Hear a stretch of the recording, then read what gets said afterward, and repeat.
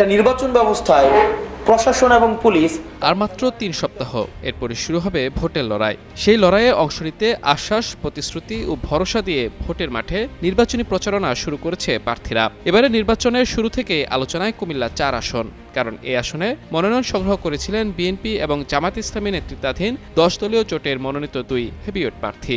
তবে ঋণখেলাপির অভিযোগে বুধবার বিএনপি মনোনীত প্রার্থী মঞ্জুরুল আহসান মুন্সির মনোনয়ন বাতিল হয়। ফলে আসনটিতে হাসনাত আবদুল্লাহর শক্ত কোনো প্রতিদ্বন্দ্বী নেই।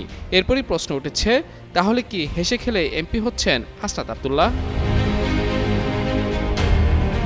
এমন প্রশ্ন থাকলেও আসনটিতে বিনা প্রতিদ্বন্দ্বিতায় জয়ের সুযোগ নেই হাসনাতের। কারণ হাসনাত আবদুল্লাহর সঙ্গে ট্রাক প্রতীক নিয়ে প্রতিদ্বন্দ্বিতা করবেন গণ অধিকার পরিষদের মনোনীত প্রার্থী মোহাম্মদ জসিমউদ্দিন, আপেল প্রতীকে ইনসানিয়াত বিপ্লব বাংলাদেশের প্রার্থী ইরফানুল হক সর্দার, দেয়ালঘড়ি প্রতীকে খেলাফত মজলিসের প্রার্থী মোহাম্মদ মুজিবুর রহমান এবং হাতপাকা প্রতীকে ইসলামী আন্দোলন বাংলাদেশের প্রার্থী মোহাম্মদ আব্দুল করিম।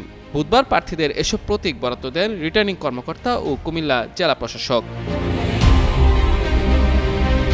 কুমিল্লা ৪ আসনে শাপলাকলি প্রতীক পেয়েছেন হাসনাত আবদুল্লাহ। মঞ্জুরুল আহসান মুন্সি ছাড়া বিএনপির আর কেউ মনোনয়ন না নেয় আসনটিতে বিএনপির কিংবা অন্য কোনো স্বতন্ত্র বা বিদ্রোহী প্রার্থী নেই। হাসনাতকে সমর্থন দিয়ে জামায়াত ইসলামের প্রার্থী সাইফুল ইসলাম শহীদ তার মনোনয়ন প্রত্যাহার করে নিয়েছিলেন। এছাড়া কুমিল্লা উত্তর জেলা বিএনপির সদস্য সচিব AFM তারেক মুন্সি আসনটিতে বিএনপির মনোনয়ন প্রত্যাশী ছিলেন। তবে মনোনয়ন বঞ্চিত হওয়ার পর তিনি আর মনোনয়ন কেনেননি। তাই বিনা প্রতিদ্বন্দ্বিতায় না হলেও অনেকটাই ফাঁকা মাঠ পাবেন হাসনাত আবদুল্লাহ।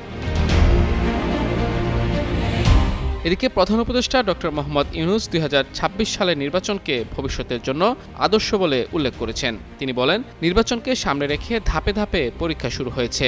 ১২ ফেব্রুয়ারি হবে সেই পরীক্ষার ফাইনাল।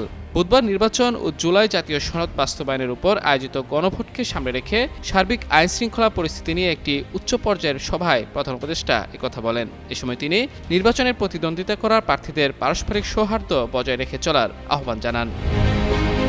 মাহমুদুর রহমান, যুগান্তর নিউজ।